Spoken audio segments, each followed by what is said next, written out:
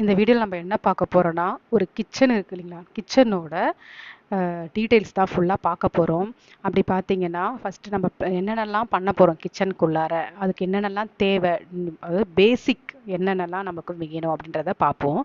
First பார்த்தீங்கன்னா நம்ம kitchen plan பண்ணும்போது hob stove, gas stove, sink, fridge இது மூணும் வந்து நமக்கு வந்து ஆக்சசபிள் ஃப்ரீயாக இருக்கணும், கரெக்டாக இருக்கணும். எல்லா இடத்துல இருந்து நம்ம ஆக்சஸ் பண்ணுற மாதிரி இருக்கணும்.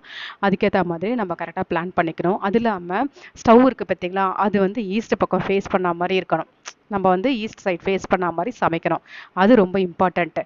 பண்ணிவிட்டு அதுக்கப்புறம் நம்ம வந்து ஃபஸ்ட்டு இப்போ நம்ம கிச்சனுக்குள்ளே கவுண்டர் டாப் ஹைட்டுன்றது ரொம்ப ரொம்ப இம்பார்ட்டண்ட்டான விஷயம். நம்ம டிஷ்வாஷர் வந்து கிச்சனுக்குள்ளே வைக்கிற மாதிரி இருந்ததுன்னா கண்டிப்பாக அந்த டிஷ்வாஷர் வைக்கிறதுனால கவுண்டர் டாப் ஹைட் வந்து 900 mm இருக்கணும். சப்போஸ் நீங்கள் வந்து டிஷ்வாஷர் வந்து கிச்சனுக்குள்ளே வைக்கல, யூட்டிலிட்டி ஸ்பேஸில் வைக்கிறீங்க அப்படின்னா அதனோட கிச்சன் கவுண்டர் டாப்போட ஹைட் வந்து 800 mm இருக்கணும்.